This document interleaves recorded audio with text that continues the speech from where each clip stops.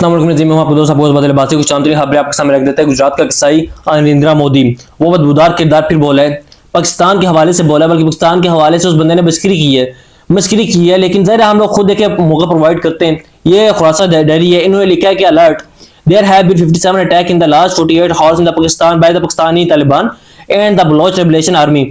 48 घंटों में 57 अटैक पाकिस्तान के अंदर हुए। रावलपिंडी इस्लामाबाद के अंदर थ्रेट अलर्ट जारी कर दिया गया है कि अगर कोई भी ऐसा शख्स आपको नजर आए जो कि मशकूक हो, या कोई चीज नजर आए कि पैकिंग नजर आए, कोई बस्ता नजर आए, कोई थैली नजर आए, आपने नहीं उठानी, बल्कि आपने एक नंबर दिया गया है, बल्कि आपने फौरी तौर पर उसका आगाह करना है और आपने बताना है। यह रावलपिंडी इस्लामाबाद के बारे में हदायत है। ये बात ध्यान में रखिए कि एक ऐसे टाइम में जहाँ पे पाकिस्तान के फौजी टारगेट हो रहे हैं, पाकिस्तान की चेक पोस्टें टारगेट हो रही हैं, पाकिस्तान के मौलवी टारगेट हो रहे हैं, पाकिस्तान के उलमा कराम टारगेट हो रहे हैं, और ये टारगेट किलिंग्स हैं। हाफिज सईद के हवाले से भी जो अफवाहें वो भी पाकिस्तान के अंदर फैली हैं, अल्लाह ताला रहम करे। लेकिन पाकिस्तान में हर मौलवी की सिक्योरिटी बढ़ाने की और इंतजाम बढ़ाने की बहुत ज्यादा जरूरत है, क्योंकि सूरत हाल इंतहाई खौफनाक हो चुकी है।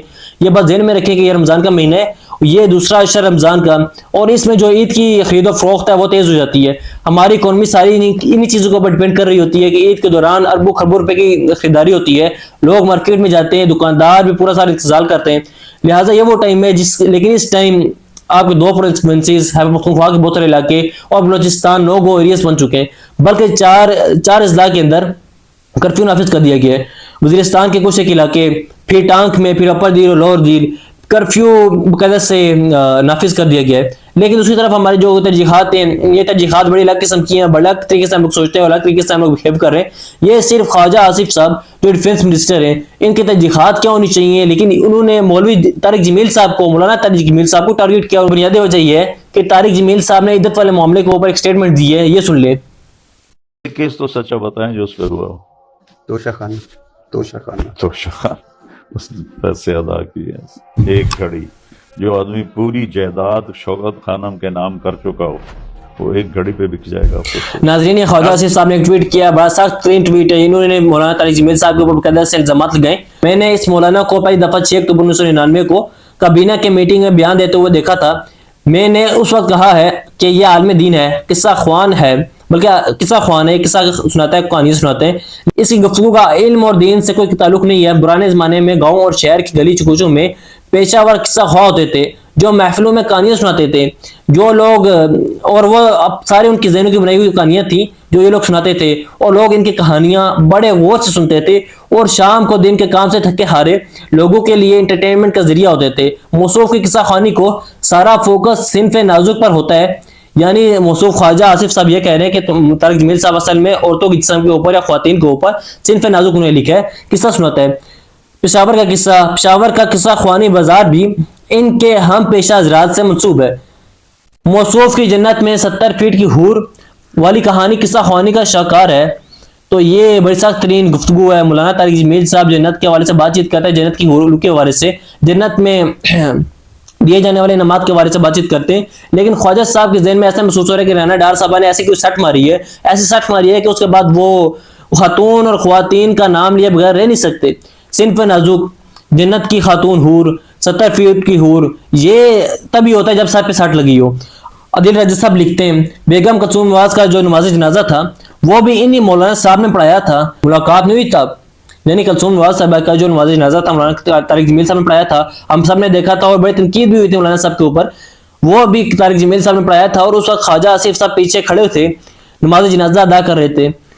तो ये आप अंदाजा लगा लें फिर कि उस वक्त ख्वाजा साहब की मुलाकात भी नहीं हुई, ख्वाजा साहब को याद भी नहीं रहा, और ख्वाजा साहब को इस बारे में कोई बहरहाल पता भी नहीं चला। लेकिन कहानी इस तरीके से चली है। ये सेनेटर जमीयतुल इस्लाम थे कमरान मुर्तजा साहब, ये क्या कह रहे हैं, बराए मेहरबानी इसे गौर से सुने। वाला मामला था, वो एपीसी वाले मामले में हुआ ये कि एक मुतालबा आ गया कि इमरान खान साहब को भी लाया जाए। अब उस मामले से उससे जान छुड़वाने के लिए अब स्विच कर रहे हैं। वो स्विच इस तरह से कर रहे हैं, वो कहते हैं कि एपीसी की बजाय पार्लियामान की दोनों जॉइंट सिटिंग बुलवा लेते हैं, क्योंकि उसमें इमरान खान तो माइनस हो जाएगा।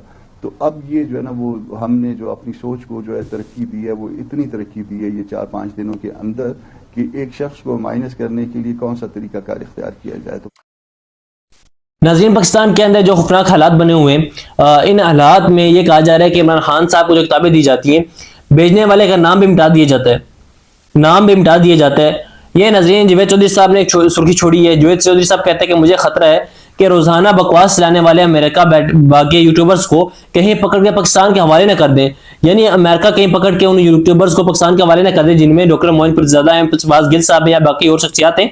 बहुत सारे लोग यहाँ छुरियां तेज करके उन्हें तेल लगा के यहाँ बैठे हुए हैं। उनकी सारी जिंदगी मुकदमात निपटाने में गुजर जाएगी। यानी ये कह रहे हैं कि वो यूट्यूबर वीडियो करने की वजह से उन्हें अमेरिका से पकड़कर पाकिस्तान भेजा जाएगा और फिर यहाँ पे हम छुरियां तेज करके बैठे हुए हैं और तेल लगाया हुआ है और उनका इंतजार कर रहे हैं। वो सारी जिंदगी जनाब वो मुकदमात भुगते वो गुजरेंगे। एक तरफ ये वो बातचीत कर रहे हैं अमेरिका के बारे में और दूसरी तरफ सारी सूरत हाल में America bar bar do more का मुतालबा कर रहा है, बार बार डू मोर का मुतालबा कर रहा है। अमेरिका क्या कह रहा है? उससे पहले ये गुजरात के कसाई की आप स्टेटमेंट सुन लें। ये कसाई जिनके खुफिया अदारे कार्रवाई करते हुए कनाडा के अंदर पकड़े गए, मुंह काला हुआ, इनके खुफिया अदारे अमेरिका के अंदर भी पकड़े गए, मुंह काला हुआ, जिनके खुफिया अदारे पाकिस्तान के अंदर मुंह काला करवा रहे हैं दहशतगर्दी के हवाले से। अब जाहिर है किस तरीके से मामला सॉर्ट आउट होगा, लेकिन बहरहाल ये गुजरात का कसाई क्या कह रहे हैं ये सुन ले। अब दुनिया में कहीं पर भी टेररिस्ट की घटना घटती है तो कहीं न कहीं सूत्र पाकिस्तान जाकर के अटकते हैं। अब देखिए 9/11 इतनी बड़ी घटना घटी अमेरिका में, उसका मेन जो सूत्रधार था ओसामा बिन लादेन, वो आखिर में कहाँ से मिला? पाकिस्तान में ही शरण लेके बैठा था। तो दुनिया पहचान गई है कि ये प्रकार से आतंकवादी प्रवृत्ति, आतंकवादी मानसिकता, और वो सिर्फ भारत ही नहीं दुनिया भर के लिए परेशानी का केंद्र बन चुका है।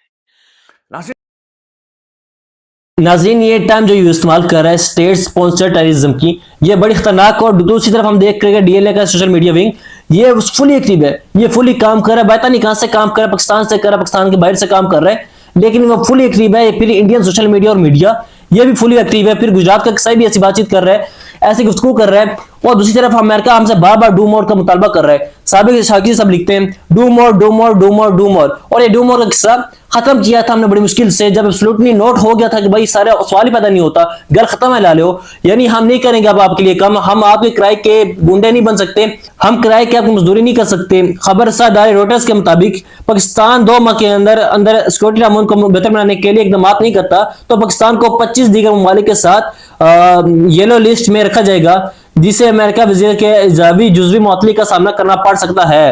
रोटर्स ये कह रहा है कि पाकिस्तान को ऑरेंज लिस्ट में डाल दिया जाएगा, यानी पाकिस्तान को वीजा शार्पली वीजा रिस्ट्रिक्शन वाली लिस्ट के अंदर डाल दिया जाएगा और पाकिस्तान का बाकायदा से वीजा पाकिस्तान में नहीं होना दिया जाएगा। पाकिस्तानियों के स्टूडेंट्स जा रहे हैं, डॉक्टर्स जा रहे हैं, हमारे पास तो पाकिस्तान के पास इतने पैसे ही नहीं है, ये कोई 40-50 रुपए लाख लगता है और 60-70 लाख की स्टेटमेंट लगती है, लिहाजा ये पॉसिबल ही नहीं है। और बाकी जिन्होंने जाना होता है वो बहुत सारे ऑलरेडी बाहर हैं, लेकिन ये बहरहाल अमेरिका ने लगा दी है। लेकिन हमारा मुतालबा ये है कि हमने पाकिस्तान में सोशल मीडिया को क्रैश करना है। तरीके इंसाफ के 4 बन उठाए गए पिछले 48-72 घंटों में और उनके वालिदैन चीख रहे हैं, उनके माँ चीख रही है, उनके वालिद चीख रहे हैं, लेकिन उनके बारे में कोई इल्म नहीं है। असद अली तूर साहब ये कहते हैं कि जनाब सोशल मीडिया तरीके इंसाफ को सरेंडर करना पड़ेगा और ये डिमांड है कि सोशल मीडिया को काबू करे पीटीआई के। खान साहब को भी बार बार यही जाकर बताएं। क्या असद तूर साहब को सुन ले आप। जगह है जहां पर पीटीआई अभी भी आप कह लें कि इस निजाम को टफ टाइम दे रही है और टफ टाइम में दे रही रोंद रही है। सोशल मीडिया पे पीटीआई की हवा बहुत जोर किया, ठीक है, वो वहां पर किसी को नजदीक भी नहीं फटका, कहता मैं दूर दूर तक कोई मुकाबला नहीं पीटीआई का सोशल मीडिया पर। बाकी सारे तो मेरे जैसे हैं तुच्छे फिर रहे हैं सोशल मीडिया पे जमातों के। अच्छा तो बात यह है कि अब क्या पीटीआई वो भी सरेंडर कर दे?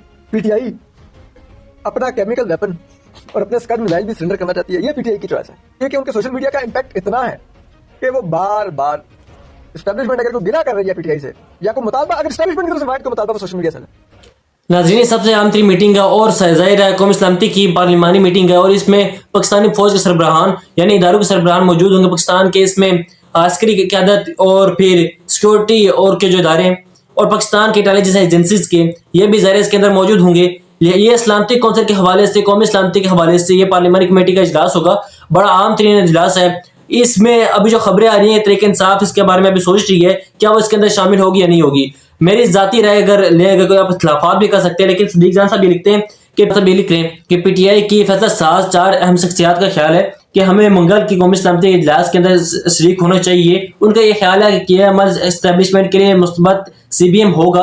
और 2 रहनुमाओं का ख्याल है कि हमें इमरान खान की इजाजत के बगैर किसी सूरत इजलास में शामिल नहीं होना चाहिए। अच्छा इमरान खान का ज़ाहिर है इजाजत जरूरी है, लेकिन मेरे ख्याल में तरीके इंसाफ को शामिल होना चाहिए, इसलिए भी शामिल होने चाहिए कि पाकिस्तानी जो इसकी क्यादत है उसके सरबराह मौजूद है, इंटेलिजेंस एजेंसीज के सरबराह मौजूद है। तो ये जो बार बार पीटीआई बातचीत कर रही है जो कि एक इंटेलिजेंस लैप्स हुआ है, सिक्योरिटी फेलियर है, इसके बारे में एक क्लैरिटी, एक स्टेटमेंट, एक अंडरस्टैंडिंग ज़ाहिर मीडिया के सामने भी आ जाएगी और पॉलिटिशियंस के जरिए, पार्लियामेंटेरियंस के जरिए। और दूसरा, इस वक्त लोग मारे जा रहे हैं, देखिए पानी यहाँ तक पहुंच चुका है, कोई भी इस मुल्क के अंदर नहीं बचेगा। पॉलिसी को सब ठीक करने की जरूरत है।